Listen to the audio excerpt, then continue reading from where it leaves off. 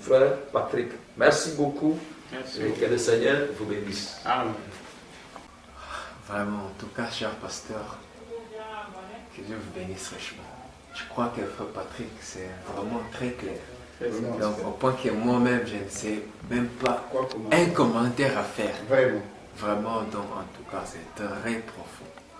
En tout cas, ça a réellement éveillé nos esprits. En tout cas, vraiment, je vais m'en aller avec la 4e question, qui est la dernière. Cher pasteur, vous avez parlé un peu des 3 desseins de la grande tribulation. Donc, on a compris la première, c'est pour purifier les vierges folles. Donc, la deuxième ici, ça va s'accomplir selon quelle prophétie et comment va-t-elle s'accomplir? C'est un peu la question que j'ai saisie là. Ok, merci frère Moïse pour la question. C'est une question très profonde, très profonde et très importante. Donc, le deuxième dessein. Je suis content que vous ayez retenu ce langage de ça. Donc, parce que vous devez comprendre, avoir l'idée, l'image et l'objectif de la grande tribulation. Quand vous parlez de la grande tribulation, il faut toujours retenir qu'il y a 3 desseins dans la grande tribulation. En fait, ici, là, la grande tribulation, c'est la purification d'Israël, comme les prophètes nous l'avaient déjà dit. C'est la période où les 144 000 reçoivent la rédemption par les 2 témoins. Donc, tout c'est ce qui concerne Israël. Et normalement, ici, nous ferions mieux de chercher l'étymologie du mot grande tribulation, l'origine du mot, la racine du mot. Donc, en voulant découvrir l'étymologie biblique, nous découvrons que l'étymologie les mots grande tribulation, c'est un langage chrétien. Et d'autres religions ne reconnaissent pas le christianisme. Donc, pourquoi c'est un langage chrétien? C'est un langage chrétien tout simplement parce que c'est Jésus qui a été le premier à utiliser ces mots grande tribulation. Avant Jésus, personne n'a utilisé le langage grande tribulation.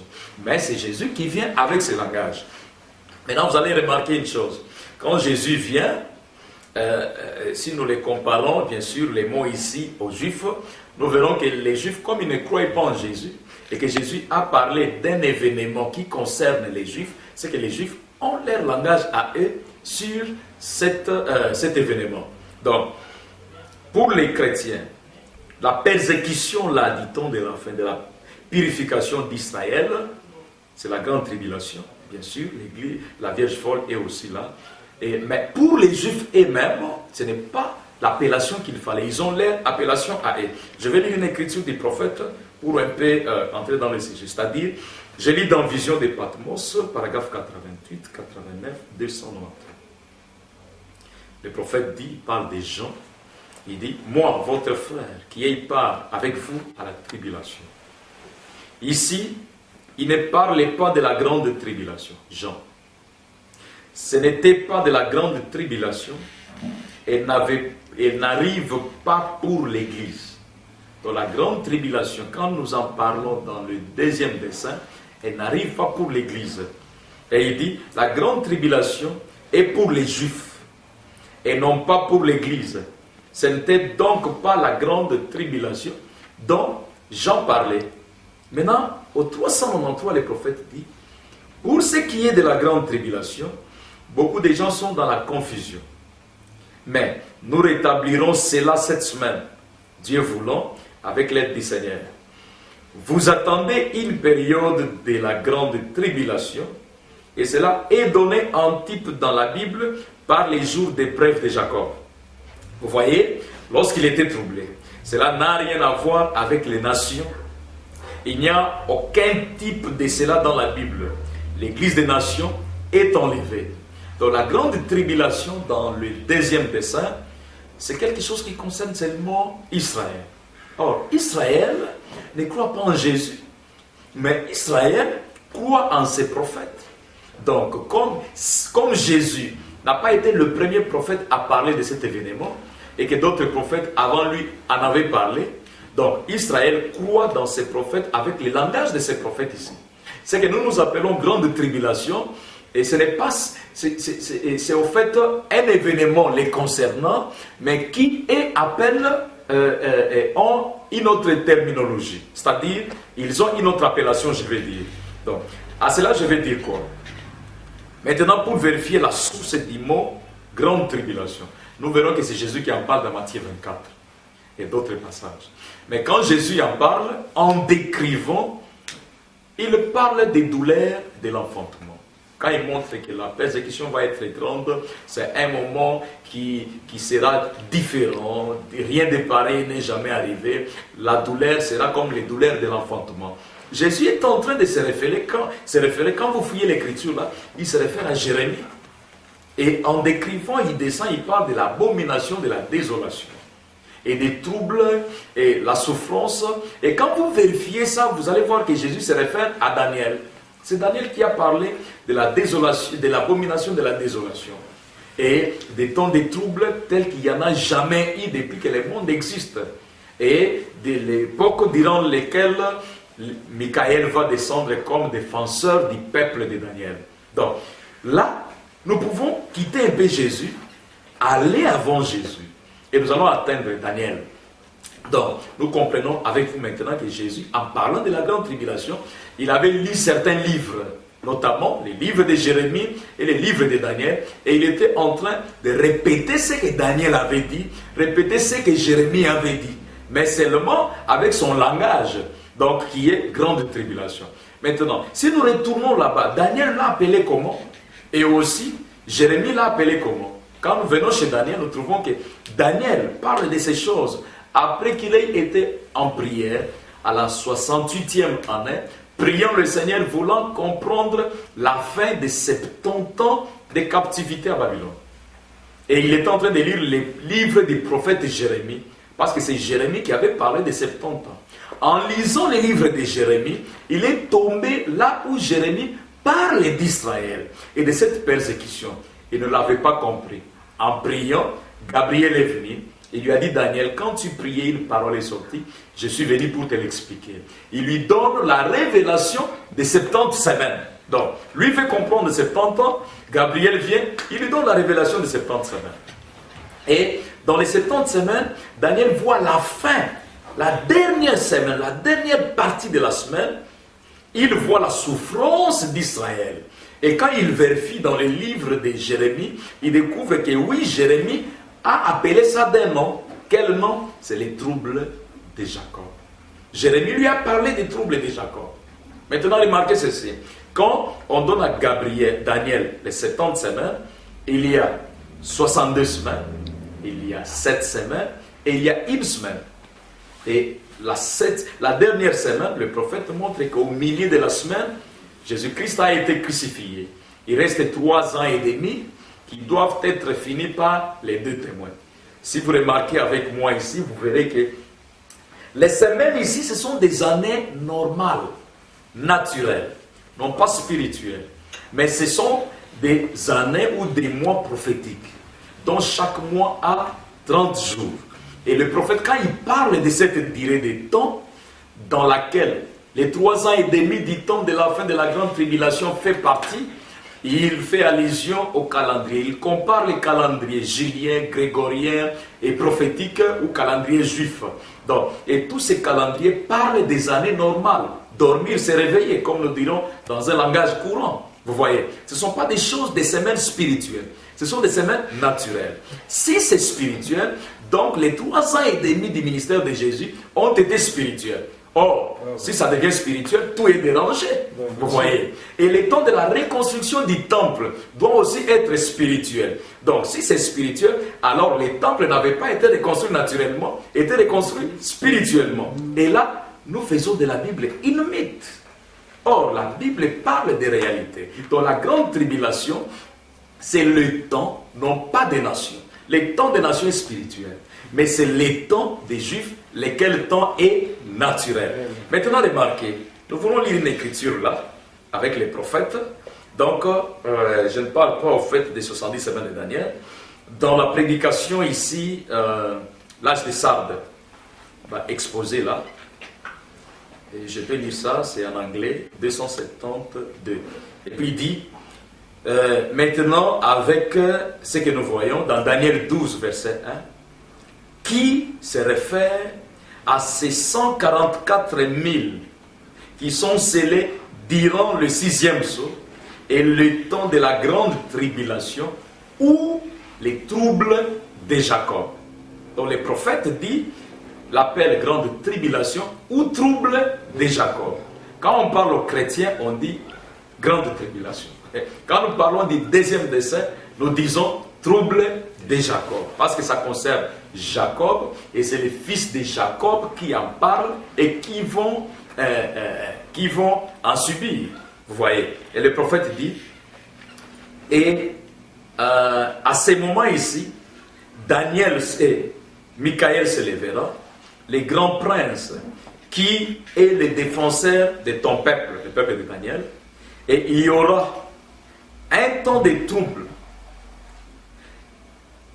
qui n'a jamais été, qui n'est jamais arrivé depuis que les nations existent, jusqu'en ce temps ici. Je suis en train de lire en anglais. And there shall be a time of trouble, such as never was since there was a nation, even to that same time. And at that time, thy people shall be delivered, everyone. C'est un trouble qui va arriver, lequel trouble n'est jamais arrivé sur la terre. Et ça arrive pendant que les 144 000 sont en train d'être scellés. Donc, les 144 000 sont scellés pendant les troubles. Quel trouble? Le trouble de Jacob. Ce n'est pas un moment de paix. Ce n'est pas un moment où Israël est dans la joie. Non, Israël est dans les troubles.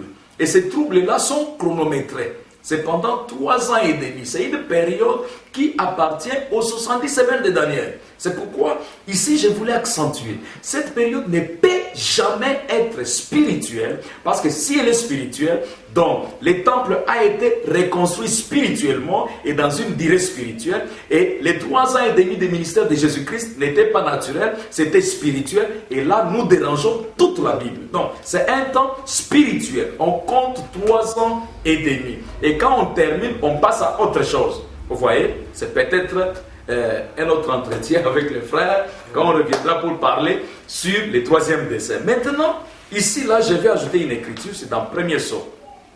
Vous verrez comment ce trouble-là arrive. 359. Le prophète dit, maintenant, quand il aura tout l'argent bien à main, alors il rompra cette alliance avec les Juifs. Là, c'est l'Antichrist. Il a conclu l'alliance pour 7 ans. Et dès qu'il a tout l'argent à main, il rompt l'alliance. Et ça, l'argent ici n'est pas spirituel. L'argent ici, on parle de l'économie mondiale.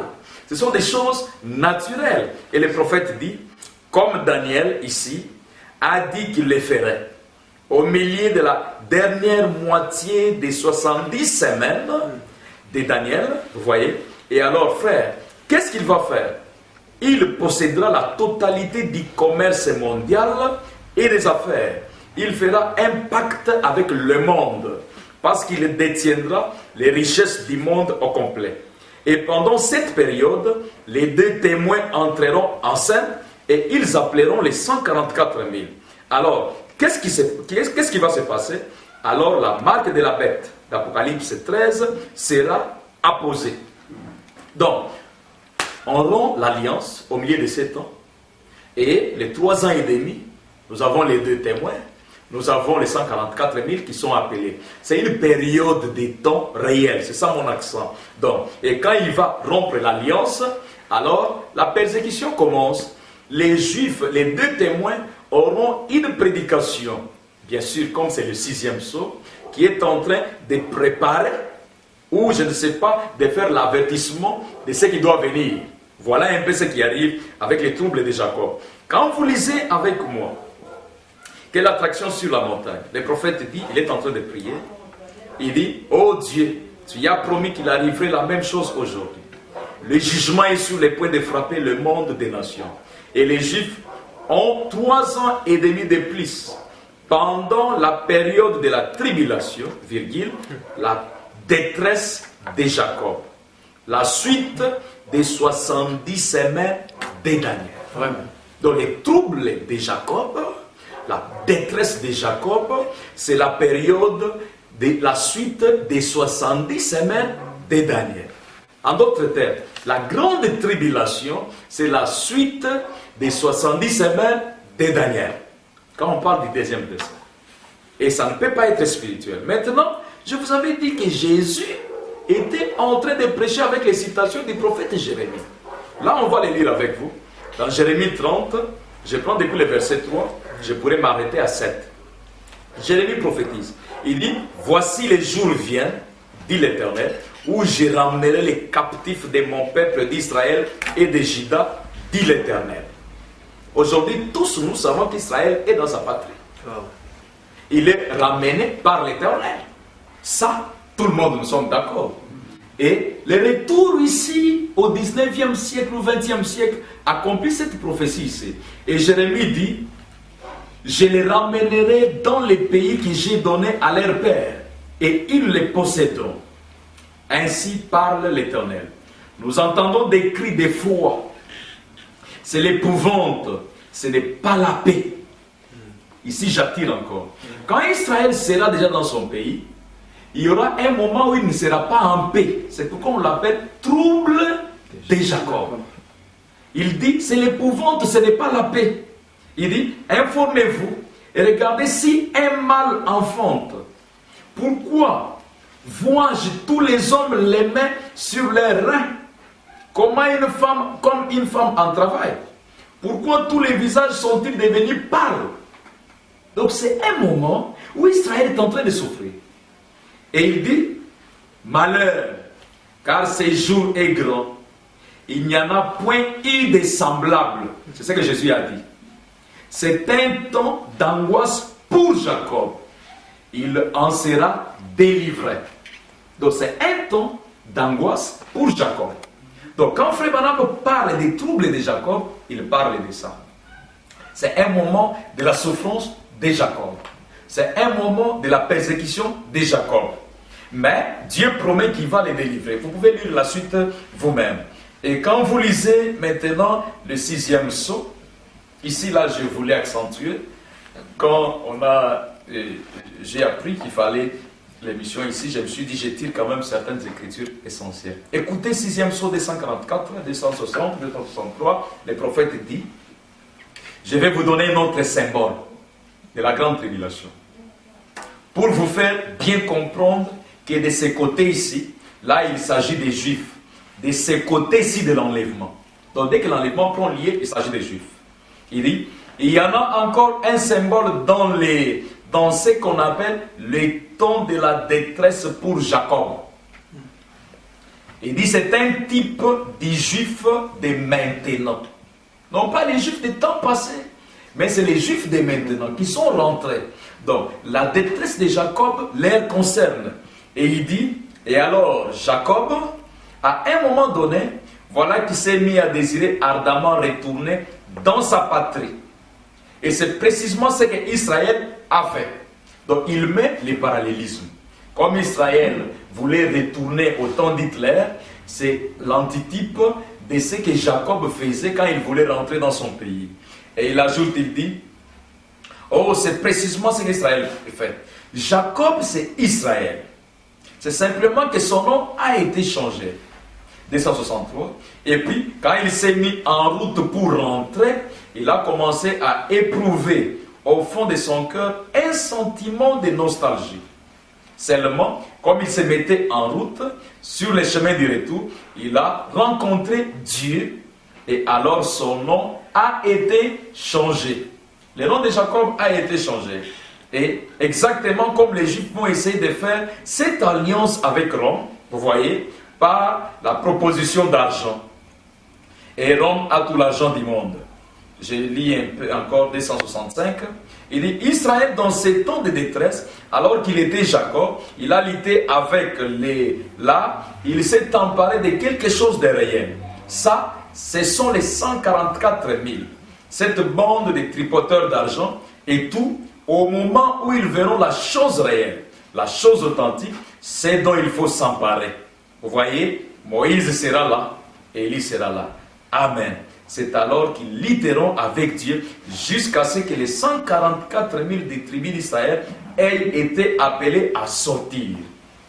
Ces grands bouleversements de la nature, ils seront déjà produits, ça sera déjà produit auparavant. Maintenant, vous remarquerez ici avec moi que Frère Branham fait le parallélisme et il dit que les 144 000, ça va être pendant cette période-là. Si je lis 276, je vais terminer cette pensée ici. Il dit, la première fois qu'ils aient été délivrés des mains des ennemis, le soleil est devenu comme un sac, noir comme un sac. Maintenant, ceci, c'est la deuxième fois. À la fin de la période de la tribulation, le soleil deviendra noir comme un sac. Ici, là, comme je vous ai dit, Frère Branham touche un peu encore au fléau et aux trompettes. Comme nous terminons, je ne saurais pas entrer dans les trompettes, mais j'accentue ici que la grande tribulation, c'est la période des troubles de Jacob. Et cette période des troubles de Jacob, cette période durant laquelle les 144 000 sont scellés, et il y a la persécution contre Israël, et cette période est la suite des 70 semaines de Daniel. Et quand il faut parler, par exemple, des fléaux et autres, oui, il y a une chose là, comme nous terminons. Comme je suis fatigué, cette question va être un peu la dernière. Et puis, on parlera du troisième dessin peut-être un autre jour. Donc, il y a une chose qui sème aussi la confusion quand on parle du sixième sceau. C'est les fléaux, c'est les bouleversements de la nature ou les fléaux qui tombent selon les livres d'Apocalypse. Je voulais souligner une chose. Les prophètes parlent des choses hideuses qui viennent faire peur aux femmes qui ont des mèches et la nourriture que nous mangeons. Il dit les fléaux sont en train de frapper les mondes. Ça, c'est une réalité. Quand on dit les fléaux sont en train de frapper les mondes, ça ne veut pas d'emblée dire que nous sommes dans la grande tribulation. Donc ça, je souligne ça. Et si on fait une conclusion pareille, c'est une preuve qu'on ne s'est pas mis à étudier les trompettes. Parce que le prophète nous dit dans l'exposé de la révélation de la divinité de Jésus sortent les 7 âges de l'Église. Des 7 âges sortent les 7 sceaux. Des 7 sceaux sortent les 7 trompettes. Des 7 trompettes sortent les 7 coupes. Donc, des 7 sortent 7. Des 7 sortent 7. Quand vous bousculez encore là avec l'étude du sujet, vous verrez que les 7 sceaux ne sont pas brisés dans le premier, deuxième ou avant le 7e âge. La révélation des 7 sceaux vient dans le 7e âge. Donc, du 7e sortent les 7. Alors, dans le 7e âge, on révèle les 7 sceaux. Dans la Bible, l'ouverture du 7e sceau annonce l'ouverture, la sonnerie des trompettes, dans l'ordre qui est dans la Bible. Bien qu'il y a la brèche ou les breaks de silence. Donc, dans la 7e trompette sortent les 7 coupes. Alors, vous allez remarquer ceci. Quand vous étudiez les trompettes, chaque trompette a une signification. Vous pouvez la caler au ton. Vous verrez que la première trompette, par exemple, la Bible parle du feu qui descend et brûle les arbres, les plantes, tout ce qui est vie végétale. Donc, après cela, il y a les feux, quelque chose qui est comme une montagne, les feux qui brûlent une partie des navires, et les mers, la vie, les poissons mers, un tiers, ainsi de suite. Et puis, il y a la trompette qui concerne les eaux, c'est la troisième, là où l'eau devient mer. Donc, et puis la 4e trompette parle de l'éclipse, c'est-à-dire que le soleil était frappé, tout était devenu noir. Donc, et il y a aussi la 5e trompette qui parle des scorpions, des choses hideuses. À cela, selon les prophètes, est lié les maladies incurables, qui sont aussi dites, je ne sais pas, à l'hybridation et autres. Donc, la 6e trompette, c'est la trompette de Eichmann. C'est la trompette de la pré-tribulation. Maintenant, quand vous lisez question-réponse sur la Genèse 240 et 243, les prophètes disent ceci. Question numéro 7, il dit, on lui pose la question, Matthieu 24, 29 dit que le soleil s'obscurcira, la lune ne donnera plus la lumière et les étoiles tomberont du ciel. Cela arrive-t-il avant ou après l'enlèvement, ou bien juste avant que Jésus vienne pour régner sur la terre? Branham répond, il dit, à mon humble conviction, je ne voudrais pas, je ne sais pas. Je pense qu'il parle de Matthieu 24. Là, ainsi, Jésus parle des étoiles et des choses qui tombent. Je crois que c'est juste avant que la tribulation vienne sur la terre. Donc, les trompettes ici prennent place avant la période de la grande tribulation. On va voir les feux qui descendent du ciel, on va voir, je ne sais pas, l'eau qui devient amère, les scorpions, les ceci et cela, et les choses hideuses jusqu'à la 6e trompette. Donc, et Branham ajoute, il dit, paragraphe 243, je crois que la lune, les étoiles, les soleils, les étoiles, alors ils disent que j'irai de l'avant, je lirai la Bible, qui dit, vous voyez, et les hommes courirent et se cachèrent, et l'air, ils disent que les montagnes tombent sur nous. Ils essaient de se donner la mort et ne pouvant pas le faire. Je crois que cela se passera juste avant la tribulation. Donc, avant cette période de la grande tribulation, les gens vont chercher la mort. Ils ne vont pas la trouver. Vous voyez, ici aujourd'hui, quand vous voulez analyser, vous verrez que la première trompette, c'est l'effet des brousses. On voit un feu qui sort des brousses et ça brûle les arbres, les plantes, les ceci et cela. Confère Californie, Australie, Cape Town, pour en finir, et d'autres endroits que vous connaissez. Donc ce sont l'effet des fléaux, c'est l'effet des trompettes. Vous verrez que ces événements, avant notre siècle, avant 19e siècle, donc on n'a pas parlé d'effet des brousses, ça a commencé seulement dans notre génération ici. La deuxième trompette, c'est l'effet, quelque chose comme une montagne qui entre dans l'eau et une grande partie des navires est détruite. Là, tout le monde qui lit, tout le monde qui étudie la parole sait comprendre qu'il s'agit des volcans qui sont comme des montagnes, explosent, la lave descend jusque dans l'eau, comme vers le Japon, l'Inde, où il y a les volcans même sous l'eau, vous voyez. Et aussi, il y a les essais nucléaires. Tout le monde sait que les grands pays essayent leurs bombes atomiques et autres dans l'eau. Et quand ils les font, il y a les poissons qui meurent. Et il y a la contamination. Vous pouvez voir les cas de Fukushima.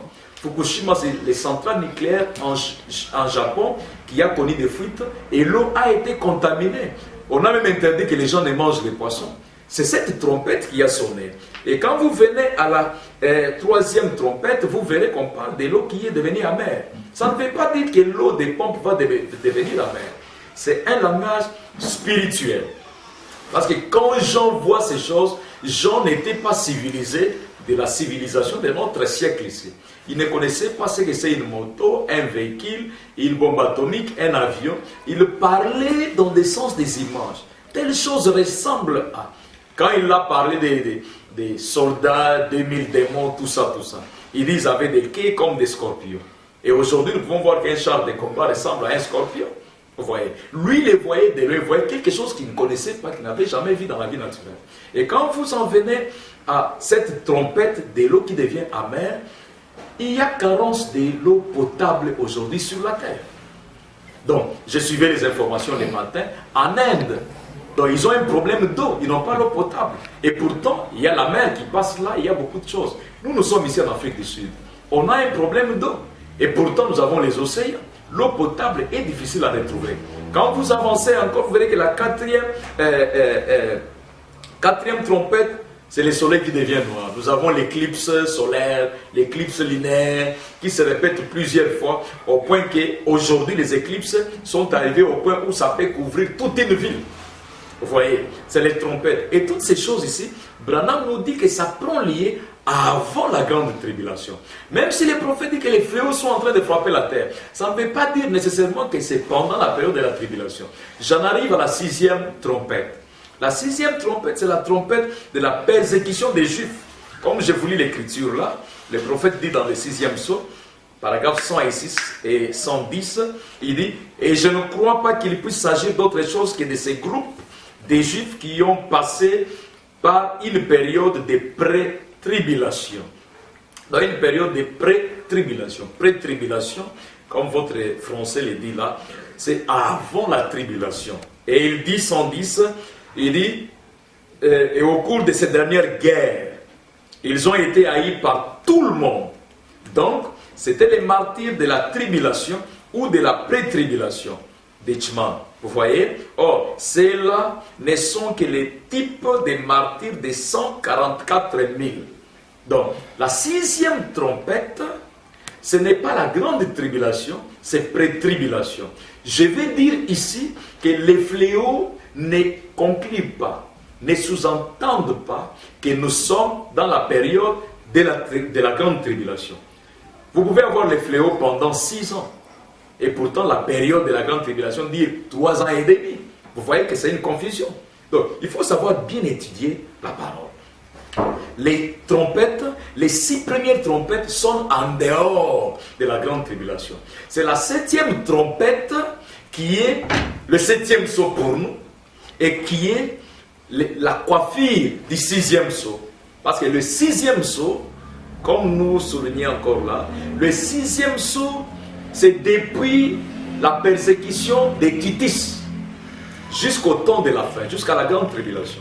Donc, s'il faut dire que non, comme Moïse, comme le 6e sceau est ouvert, donc Moïse et Élie sont sur la terre, je pense qu'on n'a pas bien vérifié l'écriture. Parce que, comme le 6e sceau est là depuis Titus, donc Élie et Moïse étaient sur la terre. Et pourtant, vous verrez qu'Élie et Moïse n'étaient pas là. Donc, le 6e sceau s'est déroulé déjà. Diront les âges, le 6e sceau était là. Ça n'impliquait pas la présence littérale d'Élie et Moïse. Mais ici, le prophète nous montre que la 6e trompette, c'est Eichmann. Et c'est les types. Si c'est les types des 144 000, donc les 144 000 seront tués de la même manière qu'Hitler tuait les Juifs dans les années 41. Et s'ils le meurent autrement, donc ils ne sont pas l'antitype. Et les types a failli, Branham a failli. Or, c'est la pré-tribulation. Donc, c'est un événement qui doit se ressembler littéralement à la grande tribulation. Aussi longtemps que nous n'avons pas les Juifs mourant de cette manière-là dans leur terre Palestine, donc la grande tribulation n'a pas encore pris lieu. Donc, c'est au fait ça, les fléaux de la première trompette jusqu'à la 6e prennent lieu avant la période de la grande tribulation. Comme je l'ai lu ici dans la prédication, question-réponse sur la Genèse. Donc le prophète est clair avec exactitude. Le soleil qui s'est noirci, c'est les éclipses que nous voyons aujourd'hui. Et à cela est lié le surchauffement de la nature. Je ne parle pas de trompette. Peut-être quand je vais parler du 3e dessin avec les guerres, je pourrais toucher à ça. Donc quand nous voyons aujourd'hui la crise d'eau potable, il y a 2 jours on vient d'annoncer que la mer morte est en train de diminuer à des milliers de mètres cubes chaque année. Et la Palestine, qui ne s'entend pas avec Israël, vient de signer les accords une semaine passée, selon lesquels ils doivent s'entendre pour transporter l'eau de la mer Rouge et l'amener dans la mer morte. Sinon, la mer morte va disparaître. Il y a déjà un problème des eaux sur la terre. Donc, des sources qui parlent, la mer morte, une mer qui est en train de disparaître. Entrez dans votre site internet, je ne sais pas, vérifiez sur la mer morte et vous verrez ça. Donc, et on doit alimenter cela par des eaux venant d'ailleurs. Ici en Afrique du Sud, ils sont dans les démarches pour acheter l'eau venant du Congo. Vous voyez, sur la terre, il y a déjà un problème des eaux. Mais cela ne veut pas dire que nous sommes dans la grande tribulation. Donc, quand la 7e trompette est sonnée, Élie et Moïse frappent le monde, et après la colère de Dieu est déversée, et les mêmes phénomènes vont venir maintenant dans les comptes de la colère de Dieu. Tandis que maintenant, les trompettes, c'est l'homme qui se détruit lui-même par son intelligence des bombes atomiques, par les surchauffements de la nature, il a tout dérangé, là c'est l'homme. Tandis que dans la grande tribulation, les fléaux, c'est Dieu qui déverse sa colère sur la terre pour juger le monde. Et la Bible dit, pour juger les gens qui détruisent la nature. Qui détruisent la nature? Ce sont les hommes de la science. Voilà un peu ici, là, pour terminer avec la grande tribulation. On a essayé de toucher à ceci, à cela, 70 semaines de Daniel, les trompettes, et nous avons parlé de plusieurs choses. Mais nous croyons par la grâce du Seigneur que Dieu va vous révéler encore davantage. Et au frère qui avait déposé cette question, nous sommes contents. Comme on se limite au deuxième dessin, on pourra récolter les questions sur le troisième dessin de la grande tribulation. Et là, nous pourrons parler sur la guerre d'Armageddon, quelle relation est là avec Ézéchiel, la guerre de Gog et Magog. Merci. Dieu vous bénisse richement. Merci, frère. Révérend pasteur, en tout cas, que le Seigneur vous bénisse richement. Je crois que ça a été vraiment très clair pour chacun de nous. Nous avons aujourd'hui appris encore quelque chose de plus. Donc, les troubles de Jacob, certaines histoires que nous n'avions pas entendues auparavant. En tout cas, que le Seigneur vous bénisse richement. Chers frères et sœurs qui suivront aussi la vidéo, je crois que ceci sera aussi une bénédiction pour chacun de vous. Bien qu'on n'a pas pu toucher au troisième dessin, faute de temps, je crois que le Seigneur va nous accorder encore une occasion de parler sur ça. Et sur ce, nous allons voir la guerre de Gog et Magog et la guerre d'Armageddon, la relation qui est entre les deux. Et ceci, je crois, ça sera encore une fois une bénédiction pour chacun de vous. En tout cas, que le Seigneur vous bénisse richement. À la prochaine.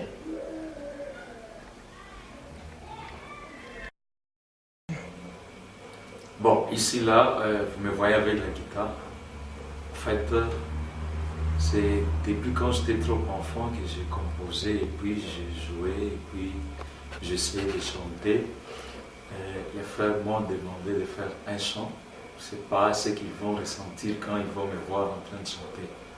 Donc, comme on a voulu aussi répondre aux attentes, ce sont les questions et réponses. Donc, ils ont demandé comme une question, ils ont droit à une réponse.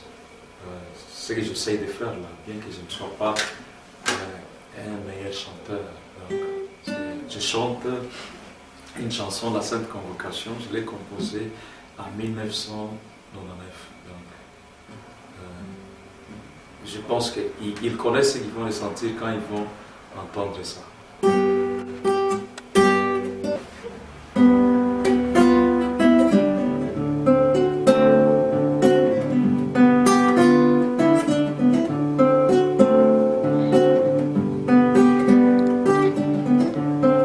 La sainte convocation,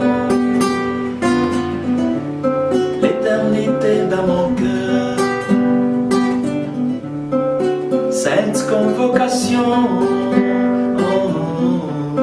l'épouse dans la bienfaitière.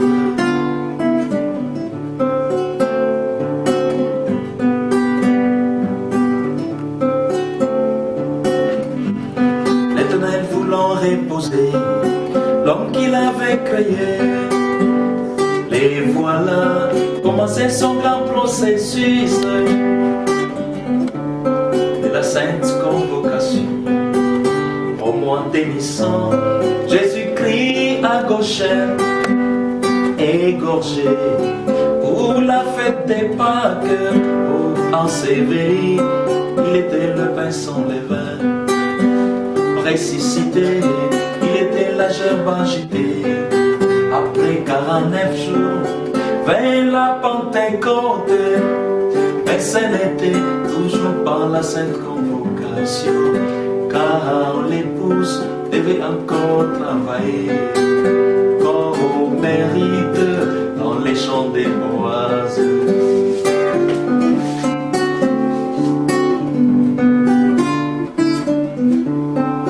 Cette convocation, l'éternité dans mon cœur. Sainte convocation, l'épouse dans la bienfaitière. L'épouse dans la bienfaitière.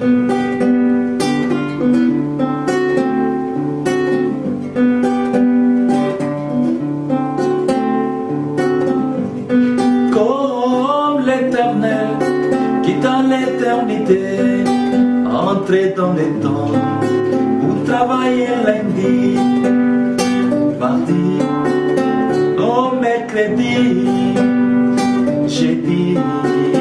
oui, vendredi. Et samedi, oui, s'est reposé dans les 8e. L'épouse du Seigneur se repose dans la pion de verre.